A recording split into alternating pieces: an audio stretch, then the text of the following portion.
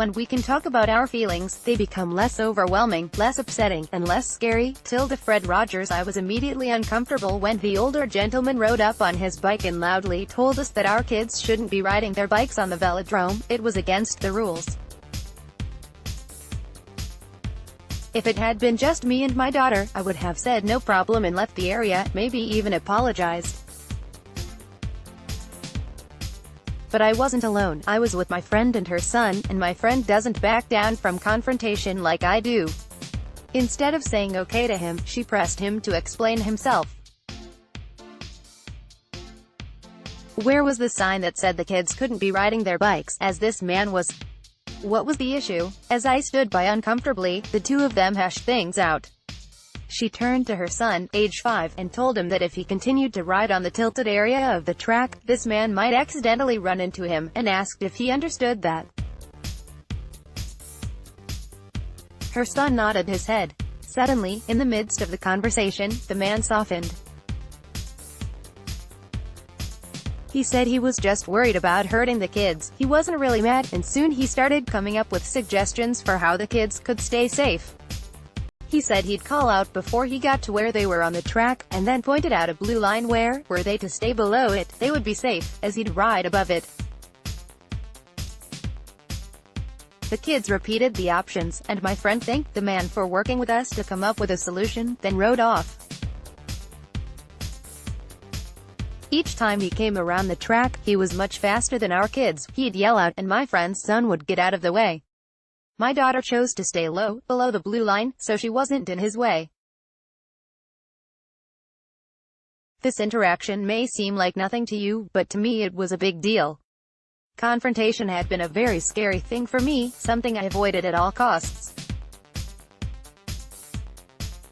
The idea that my friend could not only stand up to confrontation, but elicit such a warm response from the person whom she was confronting left a huge impression on me. At that moment, I decided it was time for me to stop avoiding conflict. Lucky for me, I was almost immediately presented with many opportunities to prove to myself I could do it.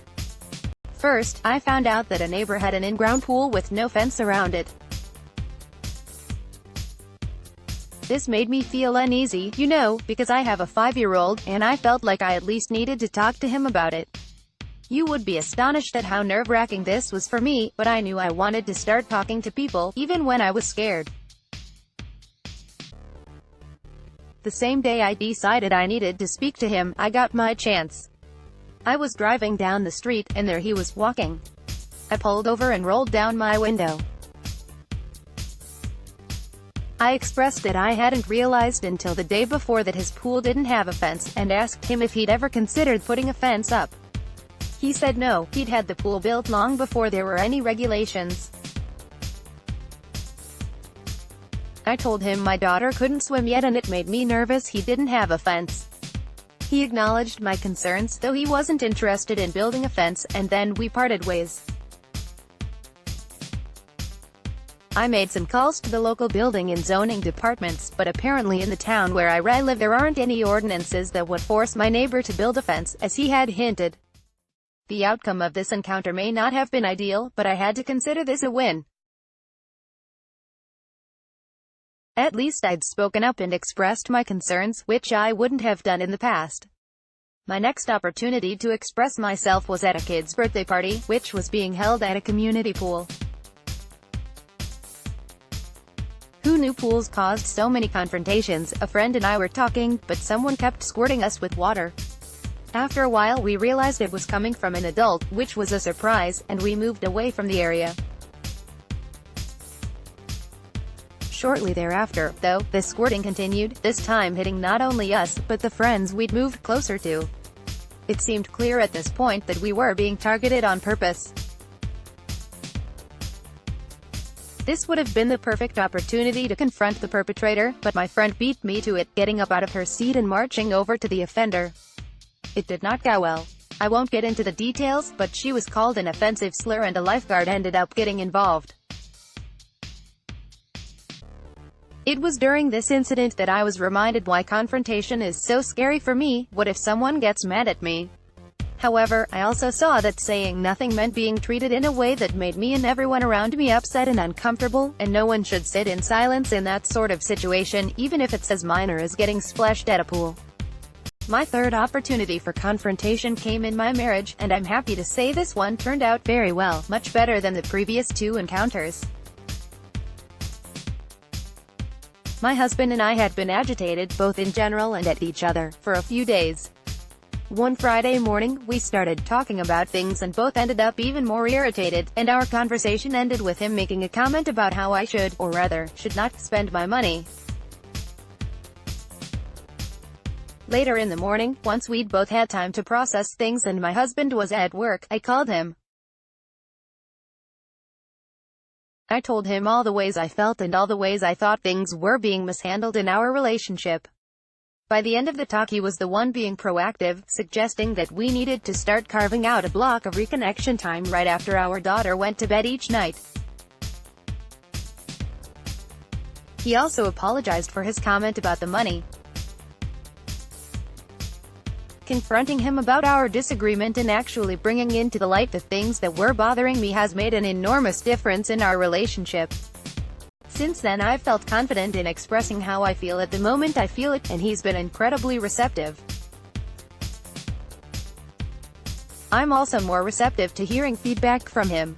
I've had one other opportunity for confrontation since that day at the park, and this time it was regarding my daughter. And speaking up made me cry, but I'm glad I did it anyway. I had to take her to the dentist, something neither of us enjoys very much.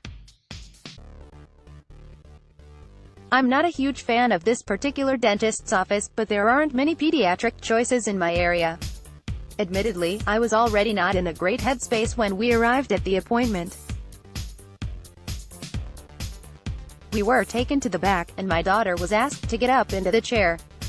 The hygienist immediately started talking about how my daughter was going to have pictures taken, x-rays, and then quickly started working on her teeth. My daughter started crying at that point. She cries every time we go to the dentist. Have I mentioned she's 5?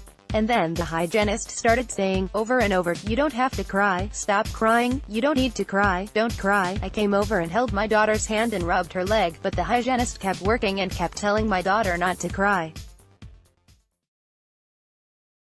This was really making my blood boil. If there's one parenting tenet my husband and I stand by, it's to let our child express and feel her feelings. This, coupled with the hygienist's continued insistence that my daughter needed x-rays but without discussing it with me first, pushed me over the edge.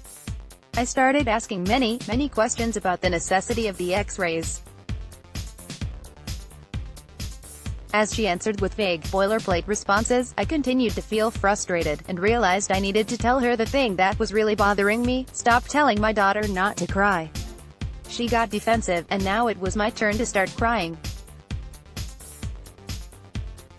I'm still new at this confrontation thing, and upsetting people, even when I disagree with them, makes me feel upset.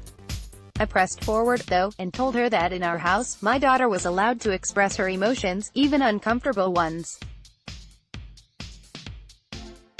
I also told her I wanted to speak to the dentist about the x-rays and make my own choice about them. Later in the appointment, once I'd spoken to the dentist, my daughter was back in the chair getting the final treatment from the hygienist. She started to tear up again, and this time when the hygienist started to tell her not cry, she stopped herself. I considered that a win. Confrontation is really hard. For me, at least. I think it's worth it, though. In just the month or two since I was inspired to start facing conflict head-on, I've improved my relationship with my husband and proven to myself that I'm willing to stand up for my child, which makes me feel like I'm being the mom I want to be. I think in order to start confronting others, you need a bit of bravery and a bit of a plan. You have to decide that you're actually willing to talk to others, even if it's going to be uncomfortable. Instead of making up random excuses in your head, you have to silence those fears and just go for it, no matter how worried you are about the outcome. My experience has shown me that it's best to have a conversation when you're calm, although that's not always possible. When it is possible, though, I think being calm allows you to have perspective on the issues you really care about and have a clear vision of what you're hoping to get out of the confrontation. In fact, I think that might be one of the most important factors to consider if you decide to take this on. What are you trying to achieve? Confrontation just for the sake of confrontation is pointless. You must have a reason to speak up. Do you want your boss to give you a raise? Do you want your sister to treat you like an adult? Do you want your child to move out of the house? Do you want your friend to start paying more attention to you than her phone? Figure it out ahead of time if at all possible. Once you've got a goal, you can decide what points you'd like to cover. This is, once again, assuming you're able to pre-plan the confrontation. But what if you're not? What if it sneaks up on you? Well, I think you have to do what I did at the dentist. You have to speak your truth in that moment, even if you cry. Yelling is acceptable, too, of course, though that may make it harder for the person to whom you are speaking to really take in what you're saying. Remembering what you hope to get out of this is the most important thing, though. What's your goal? Ultimately, confrontation will probably improve your life. Sometimes, though, you might lose a relationship. Your partner may not want you to stand up for yourself. Your coworker may not want you to take on more work and receive more credit. Your parents might not like that you're leaving your high-paying job for something that feels more satisfying to you. You're not doing this for other people, though, you're doing it for yourself. To prove that you know what you want and are not afraid to talk to other people about it. You're not afraid to show the world what you really think and feel. You're not willing to be treated poorly. In the end, anything that allows you to express what's inside you is worth it.